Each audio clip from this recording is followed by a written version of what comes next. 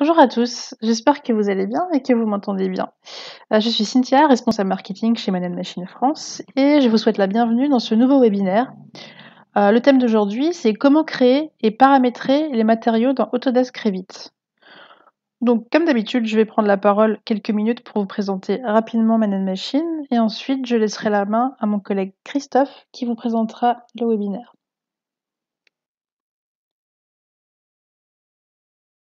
Nous allons voir ensemble qui nous sommes, nos solutions et notre offre de service.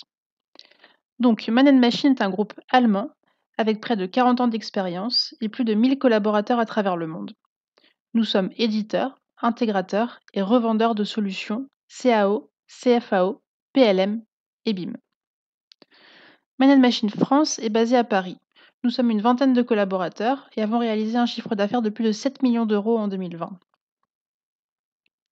Nous nous adressons principalement au secteur du bâtiment, de l'industrie et de l'infrastructure. Nous sommes là pour vous écouter, vous équiper, vous informer, vous former et vous accompagner. Notre vision, vous avez l'expertise métier, nous avons l'expertise technologique. Créons ensemble votre projet de transformation digitale. Concernant nos solutions, nous avons noué des partenariats avec différents éditeurs. Sur la droite, vous pouvez voir les éditeurs avec lesquels nous travaillons et qui nous permettront de répondre à vos besoins logiciels, que ce soit dans la phase de conception, planification, construction ou encore maintenance. Nous pouvons aussi vous accompagner dans le choix et la mise en place de stations de travail ou workstations grâce à notre partenariat avec Lenovo. Concernant notre offre de service, donc nous proposons des formations logicielles. Notre catalogue est d'ailleurs disponible sur notre site internet ou à la demande. Nous pouvons vous accompagner dans le passage de votre certification Autodesk, ACP ou ACU. Le programme européen BIM Ready a été initié par le groupe Man Machine et s'adresse à toutes les entreprises qui désirent passer au BIM, améliorer la qualité de leurs projets ou leur productivité et leur planification. Nos modules BIM Ready suivent une progression rigoureuse en partant de la découverte et de la compréhension du BIM et de ses enjeux, en passant par la modélisation et la coordination et jusqu'au BIM management. Et enfin, pour finir, nous pouvons vous proposer un accompagnement adapté à votre entreprise, à vos besoins et à vos projets. Je conclurai sur cette slide. Vous pouvez suivre notre actualité sur notre site internet et sur nos réseaux sociaux.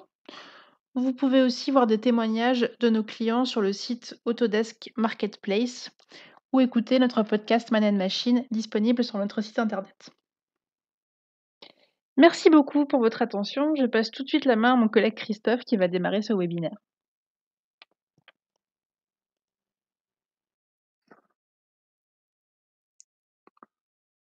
Bonjour et bienvenue dans ce webinaire Revit sur les matériaux. Donc je me présente, Christophe Boulanger, coordinateur BIM chez Man Machine France depuis 16 ans. Donc mon rôle chez Man Machine est pluridisciplinaire. J'interviens aussi bien en architecture, donc en MEP et en structure. J'interviens aussi sur différents niveaux, donc je conseille sur les bonnes solutions et le matériel à mettre en place dans votre agence. Je vous apprends à vous servir des logiciels et de créer des supports pédagogiques adaptés, comme par exemple les webinaires qu'on effectue actuellement. Et aussi, notre mission est de vous accompagner sur vos projets BIM ou CAO, selon le cas. Donc, le but de ce webinaire est de vous montrer comment créer un matériau dans Revit. Donc, pour cela, nous allons passer directement dans Revit.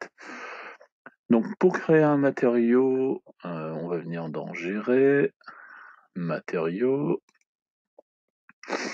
Et donc, notre matériau va être défini par les différents onglets que vous allez retrouver ici à droite. Donc le premier onglet qui a une grande importance, donc c'est identité. Donc identité, vous allez retrouver donc le nom de votre matériau, la description de votre matériau, donc la classe de votre matériau, donc pour tout simplement créer des filtres pour les retrouver plus facilement. D'associer un commentaire, des mots-clés pour les trier dans les nomenclatures, et aussi la fiche produit de votre matériau, donc son fabricant, son modèle, son coût par exemple à l'unité, au mètre linéaire, au mètre carré ou au mètre cube, et d'associer aussi un lien URL qui vous permettra de retrouver le matériau directement chez le fabricant de celui-ci. Autre point important qui va être très utile aussi pour les économistes, hein, donc là on va dire identité, on est plus dans le côté architecture économiste dans cette partie-là au départ, hein, donc c'est la note d'identification, où là on va pouvoir cliquer sur les 3 petits points, donc tout en bas on va retrouver matériaux, et donc là on va retrouver les différents matériaux par rapport à des classes d'utilité, donc par exemple là on est sur de la brique. Donc ici, on a le 25.3 qui est brique. Et donc après, par exemple, si c'est de la brique en terre cuite, on va avoir accès à la brique en terre cuite. Et après, est-ce que c'est de la brique pleine? Et si c'est encore de la brique pleine, la brique qu'on va lui associer. Donc là, par exemple, ça peut être de la brique pleine NF. On fait OK. Donc là, ça va associer donc le code produit qui va être utile pour l'économiste pour le retrouver plus facilement dans sa nomenclature, et la marque aussi du matériau.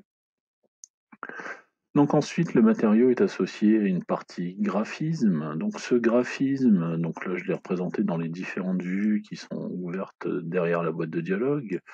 Donc il y a la partie ombrage qui va être la couleur que vous allez avoir quand vous allez associer ici tout simplement ombrage ou couleur uniforme dans votre vue, hein, que ce soit en plan, en 3D ou en coupe. Donc c'est cette couleur-là qui va être reproduite en 2D ou en 3D.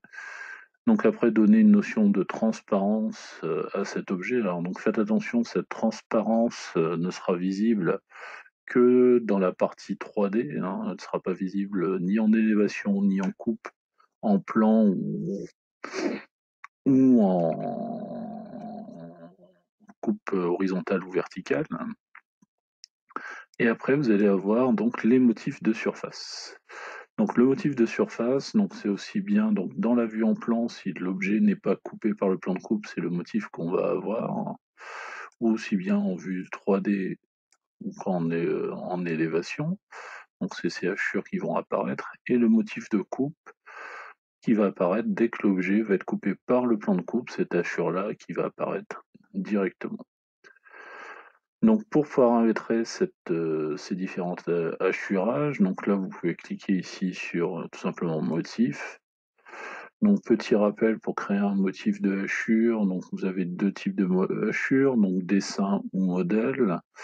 Donc la différence entre les deux, c'est que la hachure de dessin s'adapte automatiquement, l'espacement s'adapte automatiquement à l'échelle qui est mise en place. Donc si vous avez défini un écart par exemple de 5 mm entre chaque hachure, bah, cet écart-là va se répéter, quelle que soit l'échelle, vous aurez toujours 5 mm.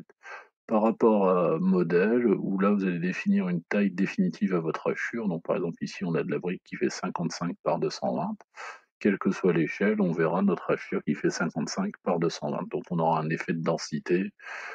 Si on dézoome, on va dire, si on a une échelle plus grande, ben, la hachure va devenir dense comme on pouvait le connaître sur AutoCAD. Donc petit rappel pour créer des hachures, donc assez simple, hein, on clique ici sur motif de remplissage. Donc soit on lui associe un nouveau nom, donc là, par exemple si je veux faire un rectangle qui fait 220 par 55, tout simplement. Donc bien choisir hachure croisée, l'angle dire 0, et donc ici on va pouvoir dire que ça fait 220 mm par 55 cm. Donc là on a notre motif de hachure qui se met en place.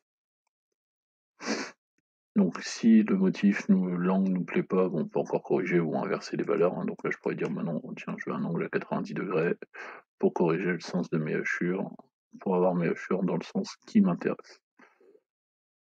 Donc on fait OK, et donc là j'ai mon motif qui a été créé. À tout moment, je peux le modifier ici en revenant sur le crayon de bois, ou associer un motif de hachure, donc tout simplement quand je clique ici sur nouveau, de cliquer sur personnaliser, parcourir, et aller chercher donc un motif de hachure. Donc là on va aller chercher un motif de hachure.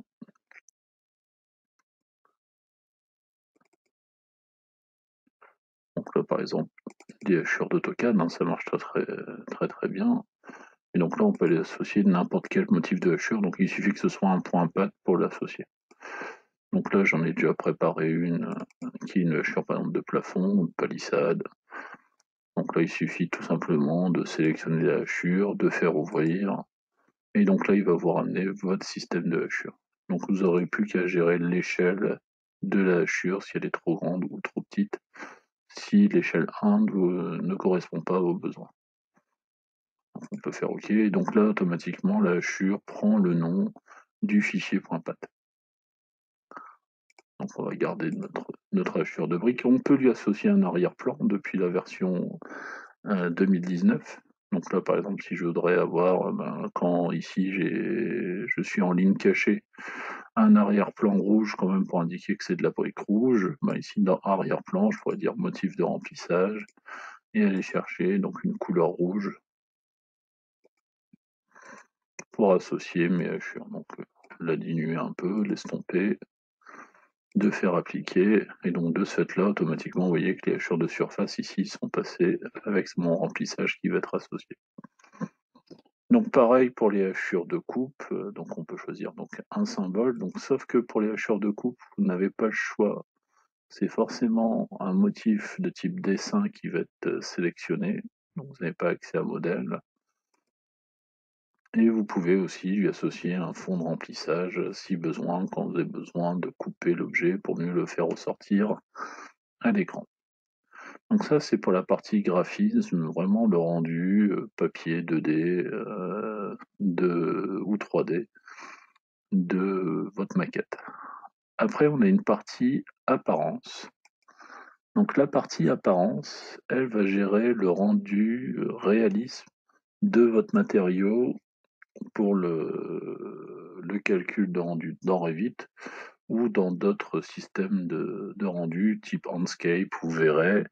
C'est ce matériau-là qui va être utilisé, cette apparence-là qui va être utilisée pour ces logiciels-là ou même le rendu dans Revit. Donc là, c'est ce qu'on voit ici dans la partie 3D qui est là, hein. Donc on voit le matériau réalisme qui est associé. Alors, il faut faire attention, depuis la version 2019, Autodesk a fait évoluer ses matériaux. Donc tous les matériaux qui auront un petit point d'exclamation là ne seront pas, on va dire, optimisés le plus possible pour avoir un rendu rapide et de meilleure qualité. Donc pour ne plus avoir ce petit point d'exclamation, il faut changer la ressource. Donc pour ça ici vous avez remplacé cette ressource. Et donc là, à partir de là, vous pouvez chercher une ressource qui vous intéresse. Donc là, on a une partie recherche qui permet de taper ce qui nous intéresse. Donc nous, par exemple, briques. Et donc là, vous allez retrouver des ressources. Alors faites attention, pareil, il y a les deux types de ressources. Dès que vous voyez un petit point d'exclamation, à éviter, c'est pas le bon type de ressource. Donc là, par exemple, si je veux une brique de parement type foncé, je peux sélectionner cette partie-là. Et là, il va me changer. Ici, donc le point d'exclamation ne sera plus présent puisque ce sera la ressource qui sera adaptée. Et la différence par rapport à l'autre ressource, c'est que vous allez avoir plus d'images pour définir l'effet de votre matériau. Hein, donc on va dire que le matériau par défaut, il y avait juste l'image pour la partie rendue et pour la partie relief qu'on pouvait associer une image. Avec ce nouveau type de matériau, on peut aller chercher la rugosité et des effets avancés pour que le matériau ait plus de relief ou un meilleur ressenti de rendu lors de ce calcul de celui-ci. Donc pour créer une apparence, donc il faut lui associer donc, des images. Donc là, on va vraiment repartir de zéro pour créer le matériau. Donc là, on va vraiment créer le matériau de A à Z. Donc là, on va faire créer un matériau. Donc là, je retrouve bien donc, ma fiche d'identité qui va être associée. Donc on va lui donner un nom. Donc là, on va dire brique rouge.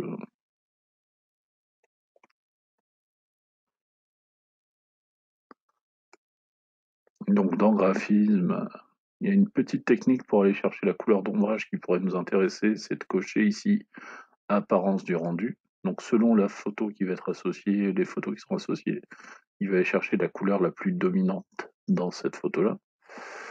Donc motif de surface, on va aller chercher donc, la brique qui nous intéressait.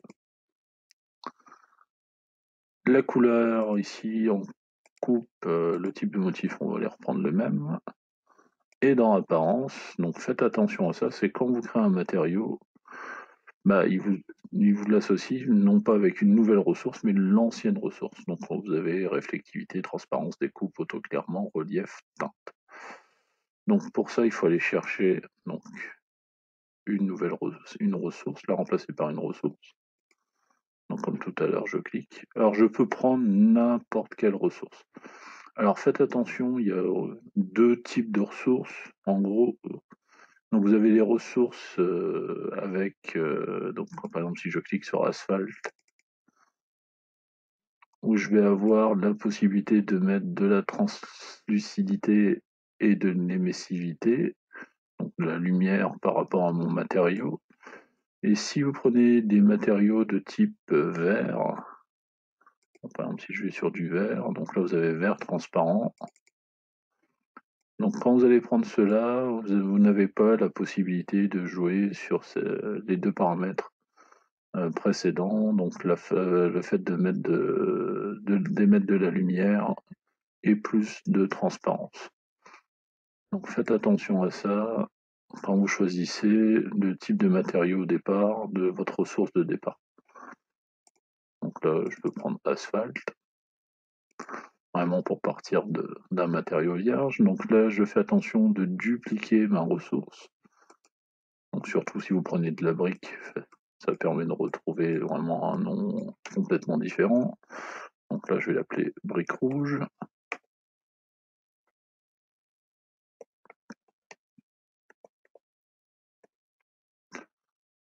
Donc le nom de mon matériau, bah, je peux faire juste des copier-coller, hein. Donc copier-coller, brique rouge, pour la description, et les mots-clés donc, qui me permettent de retrouver juste cet objet-là. Bah, je vais dire, bah tiens, le mot-clé c'est brique. Ensuite, les images qui vont me servir, donc faites attention, donc pour les matériaux, vous avez entre 3 et 4 images à trouver. Donc l'image principale, donc, qui est assez simple à trouver sur certains sites. Donc, je vous donnerai des sites après où vous allez retrouver des bibliothèques de matériaux. Donc là, j'ai été téléchargé sur un site de la brique. Donc je vais chercher donc, mon matériau. Donc là, c'est l'image qui va apparaître. Donc ça, c'est le premier effet de mon matériau. Donc si je veux personnaliser la taille ou la répétition de mon matériau, en cliquant dessus, ici, je vais retrouver donc la taille de mon échantillon. Donc est-ce que ça représente 1 mètre carré, 2 mètres carrés? Donc par exemple, si ça représente 1 mètre carré de briques ici, bah, je vais lui préciser que c'est 100 par 100. Donc là, ça va représenter 1 mètre carré de briques. Et ici, je vais avoir l'effet de mon matériau, est-ce qu'il est en mosaïque ou en aucun. Donc si je choisis aucun, il va se répéter qu'une seule fois, au lieu de se répéter à l'infini. Donc on va dire que ça représente 1 mètre, plutôt 2 mètres.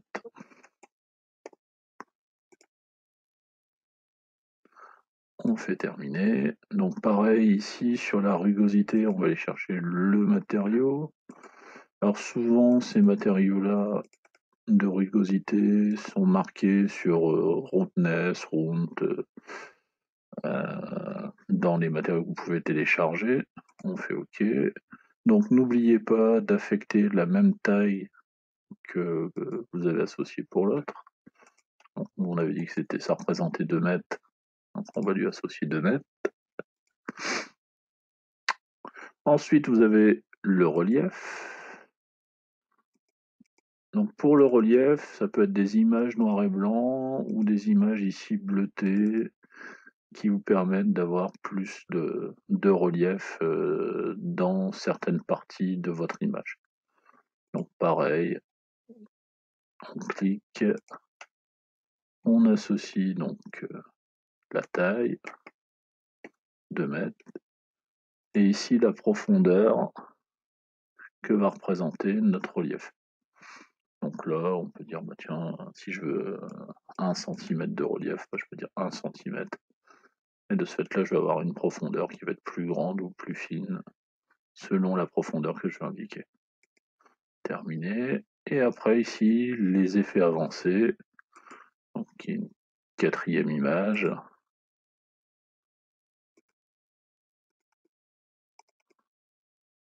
Donc, qui n'est pas forcément obligatoire. Donc là, souvent, c'est displacement. Et là, c'est ce qui va vous permettre d'avoir plus de relief encore dans l'image, dedans, de pouvoir accrocher plus ou moins la lumière pour le côté réalisme du matériau. Donc une fois que vous avez créé les différents effets de votre matériau, ici si on revient dans graphisme, vous voyez qu'il m'a retrouvé ici la couleur qui était la plus dominante de l'image. Si cette couleur-là me plaît pas, bah, je peux décocher, utiliser l'apparence de rendu, et du coup changer l'image, la couleur de rendu que je veux avoir.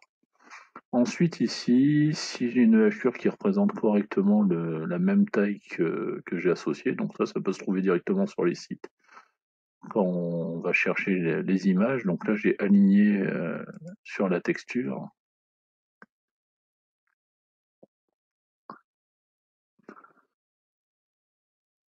Et donc là je vais retrouver donc mes briques avec la possibilité d'aligner ma texture sur mes briques.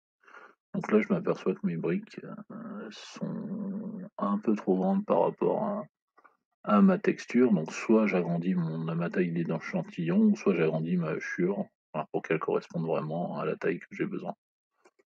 Donc là on peut revenir sur apparence et lui dire bah non, ça représentait pas 2 mètres, mais par exemple 4 mètres d'échantillon, de revenir dans le graphisme, aligner sur la texture. C'était dans l'autre sens. Donc c'était bien 1 mètre. Donc oui, vous pouvez changer facilement, ça se remet à jour. Alignement. Et donc là, ma hachure commence à bien s'aligner sur mes briques existantes. Donc là, comme c'est 1 mètre, donc je reviens sur chaque élément, je dis bien que ma hachure représente 1 mètre carré et non plus 2 mètres.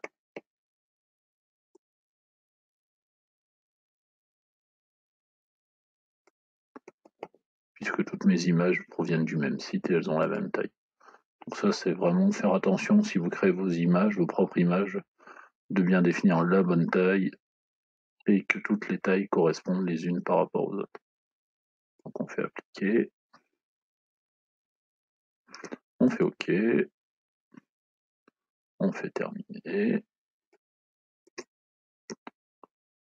Donc là, on voyait que j'avais changé le rendu, l'apparence de rendu de ma brique. Donc là, on va aller chercher le nouveau matériau que je lui ai associé. Donc brique commune, passer en brique rouge.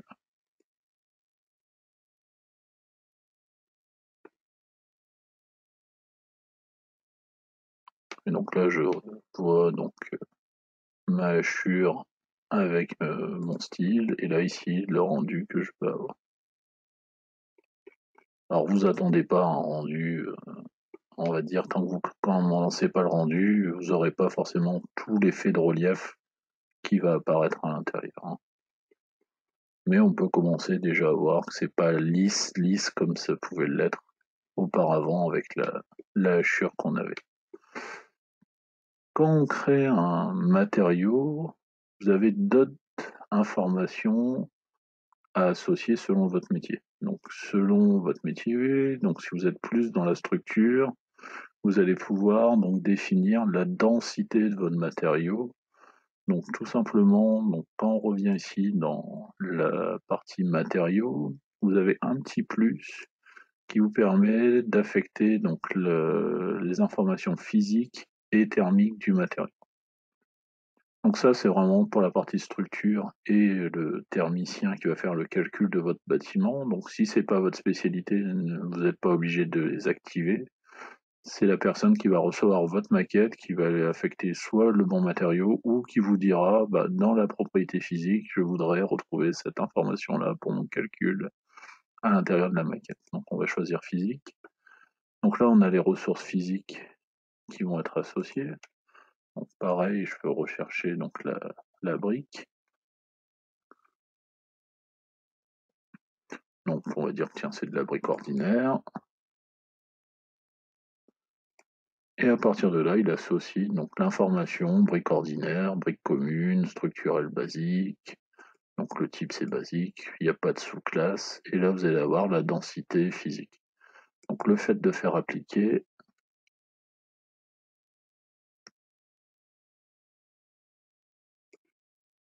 et OK.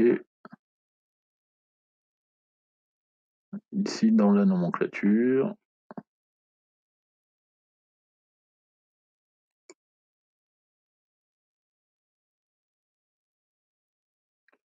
donc ici dans la nomenclature, on va récupérer automatiquement, donc j'ai fait une nomenclature de mur.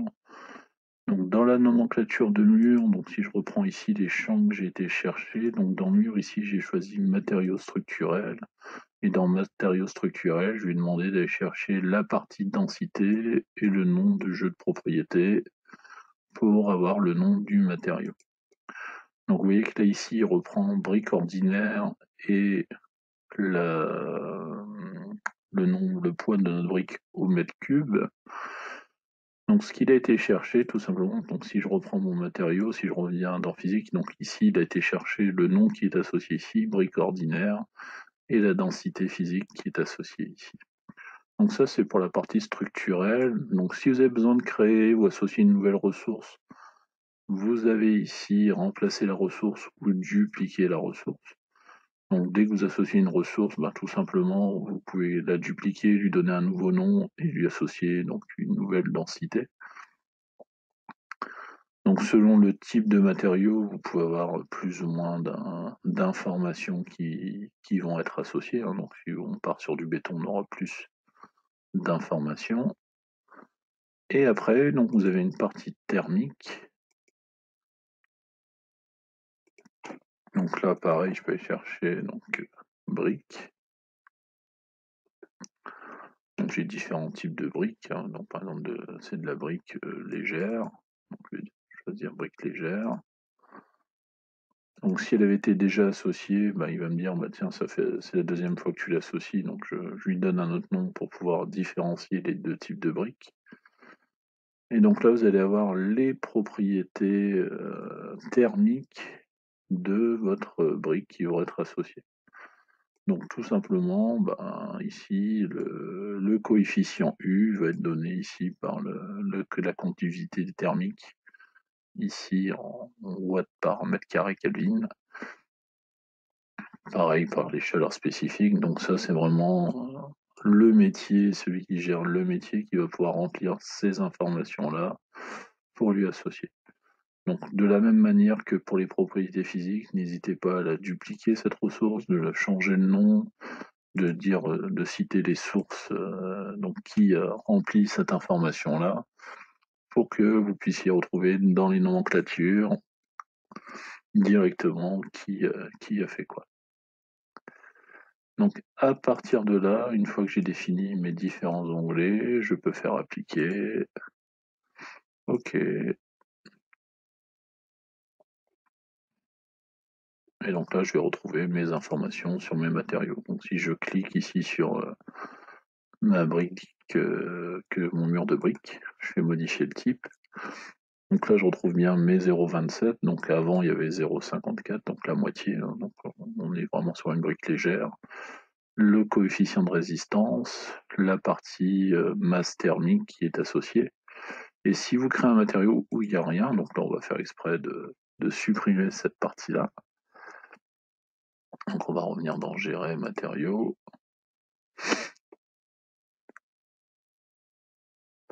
Je supprime la partie thermique. Je fais OK. Je sélectionne mon mur. Je refais modifier le type. Vous voyez, les informations ne sont pas remplies. Donc c'est vraiment le fait de cocher thermique qui va remplir les informations ici sur le coefficient de transfert de chaleur, la résistance thermique et la masse thermique de votre matériau. Donc à tout moment, vous pouvez revenir sur le matériau et lui associer donc, les propriétés physiques qui vous intéressent. En venant sur thermique, de retaper brique. Donc ce coup-ci, je vais prendre par exemple de la brique moyenne. Et ici, vous voyez que le coefficient est de 0,54 et non pas de 0,27 par rapport à tout à l'heure. Donc toutes les informations ont été remplies auparavant. À vous, après, de dupliquer, de corriger ces informations si besoin. Donc thermique, physique, apparence, graphisme et identité. Donc il faut vraiment faire attention de bien remplir toutes les informations pour que la base de données des matériaux, vous puissiez bien faire des tris par matériau directement pour que quand vous fassiez des nomenclatures soit de murs, de portes, de fenêtres ou de relevés de matériaux pour que vous n'ayez pas de problème de remplissage de données et du coup d'avoir des erreurs dans la maquette. Donc ici, par exemple, dans la fiche d'identité, j'ai oublié de dire la classe. Donc là, dire que c'est de la maçonnerie. Et la note d'identification, par exemple, pour l'économiste, lui dire le matériau, c'est de la brique. Voilà, bloc brique. La brique en terre cuite. Donc c'est de la brique pleine. Donc K9. Pour lui associer son code. Donc graphisme, vous avez vu, donc c'est pour vraiment la partie en 2D et 3D de l'ensemble. Apparence, vraiment pour la partie rendue de vos éléments. Et après, deux onglets supplémentaires, physique pour la partie structure et thermique pour le calcul thermique de votre bâtiment.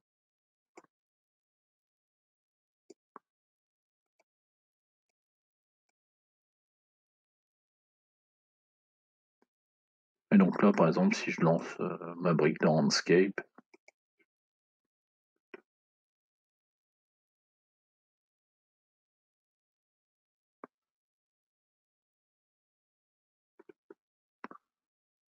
donc là, je vais vraiment avoir ma brique qui va se mettre en place avec un meilleur rendu que je n'avais dans Revit. Donc lui, Landscape ne reprend, ou tous les autres logiciels ne reprennent que le rendu qui est visible que dans la partie réaliste.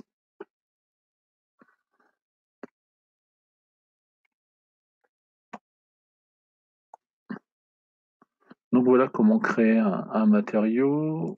Donc ici, je vous ai mis des noms de sites gratuits pour vous permettre d'avoir des textures. Donc là, j'ai utilisé celle qui était dans Ambiance CG. Hein, donc il suffit de cliquer sur le lien où vous tapez ambiantecg.com. Donc là, il y a 1318 textures. Donc c'est aussi simple, hein, c'est gratuit. Même pas besoin de s'inscrire. vous cliquez et les textures sont rangées donc par entité, hein. Donc là, par exemple, pour avoir ma brique, bah, j'avais été sur brique, j'avais cliqué sur une des briques, donc ça doit être celle-là. Et donc faites attention, ici vous avez différentes qualités de photos pour la partie rendue de votre, euh, de votre matériau.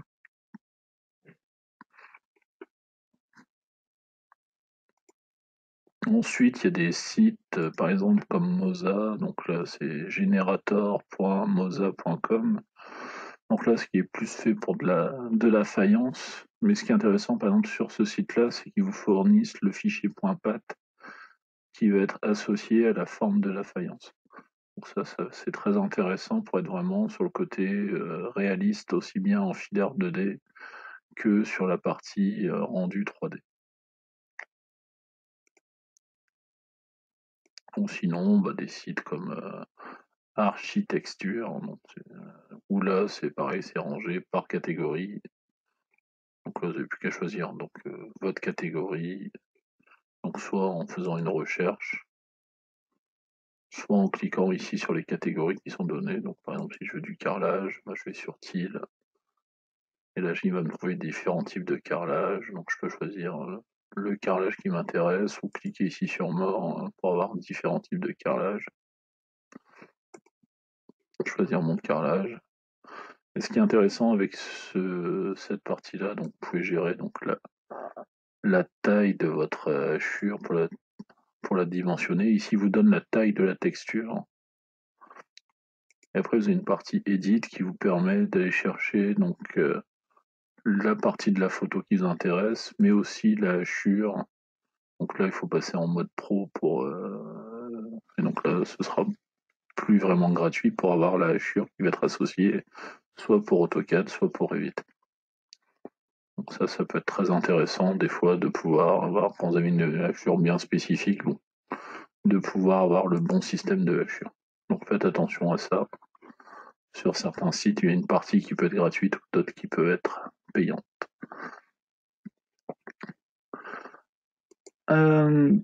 Donc pour finir notre présentation, donc n'oubliez pas que vous pouvez nous suivre sur les réseaux sociaux ou sur notre site internet Man Machine France. Donc dans la partie webinaire, vous retrouverez donc les derniers blogs, les différents webinaires passés ou la possibilité de vous inscrire sur les prochains webinaires. N'oubliez pas que nous avons une partie podcast Man Machine, donc avec des interactions sur différents thèmes de métier, hein, donc par exemple la structure ou l'électricité. Et bah, je vous souhaite une bonne journée, je vous remercie pour votre attention et à bientôt pour un prochain de webinaire. Au revoir.